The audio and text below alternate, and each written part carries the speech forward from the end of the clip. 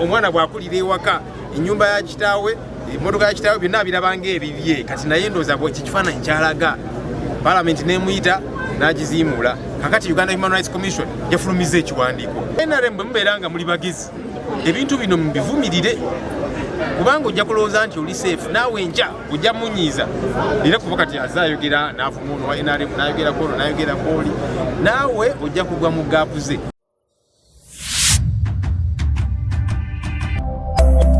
Eno ye Magala TV okumanya we kutandikira. Uganda fenna ensonga zino zirina okutukwatako tulaba nga tukola ekisoboka kyonna eggwanga lyaffe liddemu okutambulira ku mateeka. Fenna oba oli wa kibiina ki oba tolina kibiina oba oli munnaddiini oba oli mukulembeze wa nnono oba oli mu civil society fenna waliwo ebintu ebimu nga tebyetaaga gamba nti ze nina sayidi gyengwako.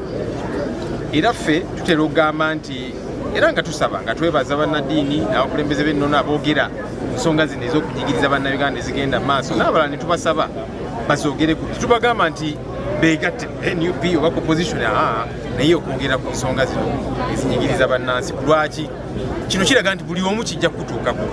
Wakati abantu bano balaga nti tebawa kitiibwa mateeka. Muhoozi ye akulaga nti olwokubanga mwana wa mukulu mwana wa mulodi ye bwe yeeraba ekifaananyi kyakuliddemu kati yalaba Uganda nga yaabwe.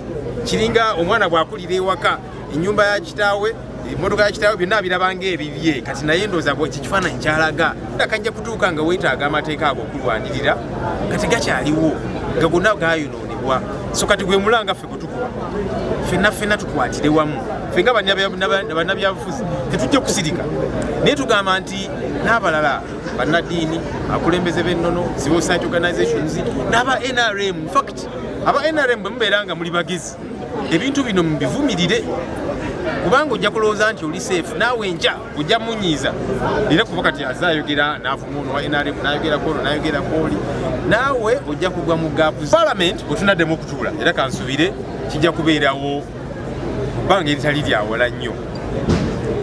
Ennamba ze tulina weewaawo ntono naye ennamba ezo tuba tulina okuzikozesa abantu bano okubabuza otulo okubateekako akazito kyobudolaba batera ne batusindika mu lisensi nti kakati bano Parliament bweneetuula abantu bano abapozitioni bajja kubakerere kino kukiri n'ebirala byonna.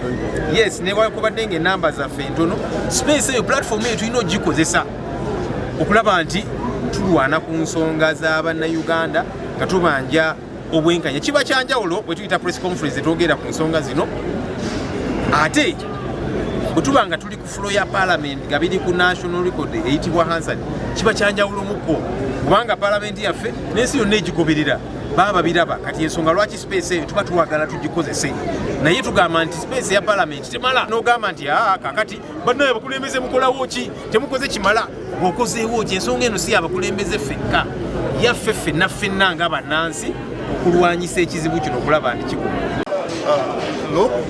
Nga byayogedde nebaza n'abakabana bakatonda byabogedde bibadde byesigika ku ngeri gavumenti eyisaamu abantu. Tutunuulira saawa eno tulina abasibe abali makomera era bwe tujja mu masinzizo nga gano tubasabira. Tulina Smart ali Masaka, Akirewa ali Masaka, tulina Gaddafi ali Masaka, kati twegaseko ne Edimutwe tutamanyi gyali mu investment. So tusaba ekintu kimu okulaba nga abantu bano bayolizingibwa kuba tebalina musango.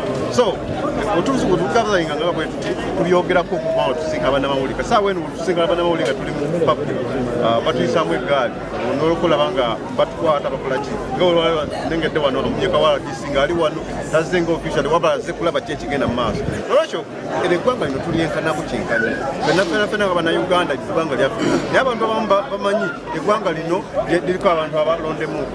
Olwekyo nga Lopu wayogedde neggwanga wadde oli w'ennyale wadde oli wa kibiina ki si kisobola okutuukako. Nolwekyo twagala batuwagire n'aba NRM tulabe nga sobola okutwala eggwanga.